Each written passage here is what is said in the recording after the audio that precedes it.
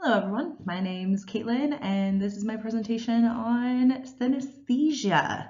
It's a mouthful and a tongue twister a little bit, but it's really cool and we're going to share more a little bit about it. A couple of the reasons why I chose this, honestly, really cool name. And I had to ask Google a couple times on how to actually pronounce it to make sure I was saying it right and not just making up words. But I also kind of vaguely knew it from a couple of TikTok videos of people making artwork based off of music that they had heard. And so I was like, well, I don't really know a lot about this and I want to learn more. So we're going to learn more together. How about that? What is synesthesia? So it's a neurological condition where a person's senses have been intertwined. So it's usually tying two senses together, usually like an auditory and like a touch maybe, or like a taste and auditory, using one of the five senses and just tying those together. We're going to talk a little bit more about why it happens, but it's very interesting how two sensations come together. How does it happen? Moving on. It's a sensory pathway crossed. So they're essentially getting mixed up, causing, sorry, my face kind of blocked the rest of that, senses to trigger one another. Don't understand why that happens a little bit more. It's still a very unknown part of the brain that we just don't understand. And as I'm sure we all have learned over the last 8 weeks, I've learned more than I could ever comprehend about the brain in these 8 weeks. And so there is no understanding of why it happens, but we are understanding of how it happens a little bit more. And so we're going to talk a little bit more. So there's different types of synesthesia, like we were talking about at the beginning. There's auditory tactile, so like sound to touch, day color, gram color. We're going to talk a little bit more about that. Hearing, motion, mirror, touch, and time space. Here's a little bit more of a description of all of those if you are interested. The most common form is day color, so associating a day of the week to a color. I don't know why that's so common. There hasn't really been a lot of research behind that, but it is the most common form that people do have that have the synesthesia. Tasting a new perspective, doing a little pun. So this is Sean Day. He is a fellow synesthete. He's also the president of the American Synesthesia Association. He's been researching synesthesia and individuals with synesthesia for the last 3 decades. He has found that most brains that have synesthesia have an excess of myelin, which is the fatty sheath surrounding your neurons. And we're going to look a little bit closer. I brought a little picture for you because I didn't know what it looked like. So myelin is this blue, I don't know if my mouse is coming up at all, probably not. It's the blue little pocket around is it the Schwann cell, it looks like? Yes, around the Schwann cell, and then connecting all of those cells is the nodes.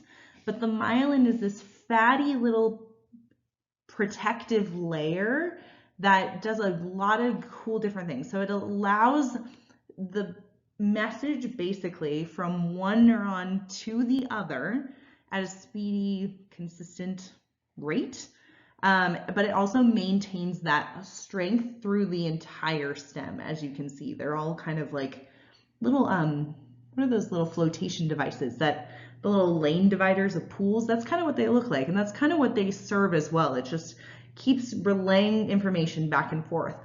So individuals with synesthesia have an excess of this myelin,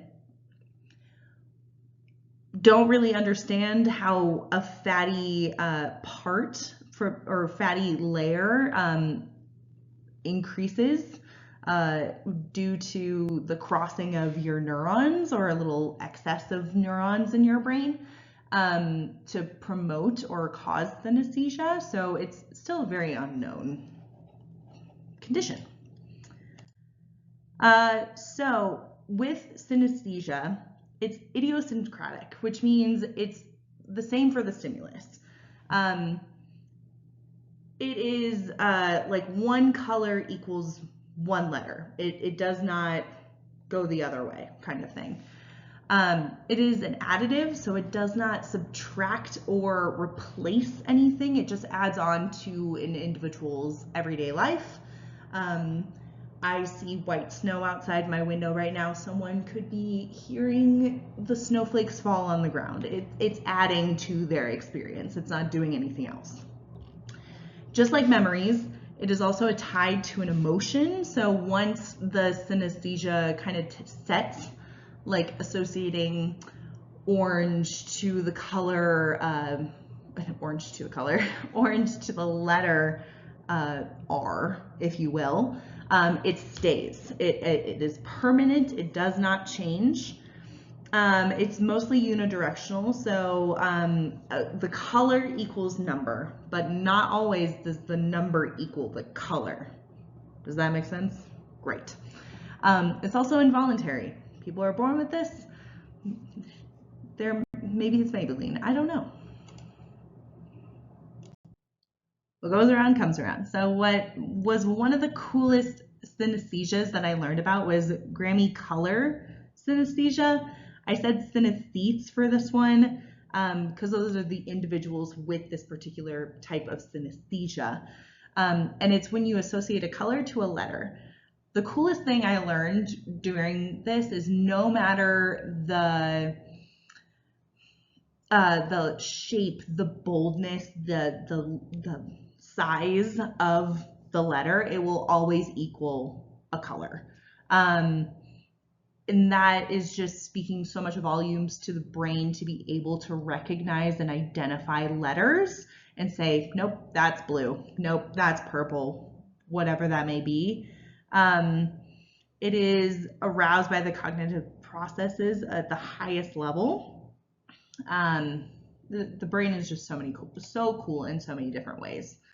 So what have I learned about the brain? If I've learned anything in the last 8 weeks from this class alone is that I know nothing about the brain. I do, but I don't.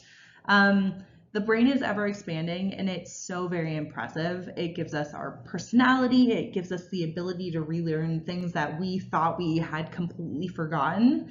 But synesthesia, while we still don't know so much about, there is so much still to learn. And I think that's so incredibly awesome.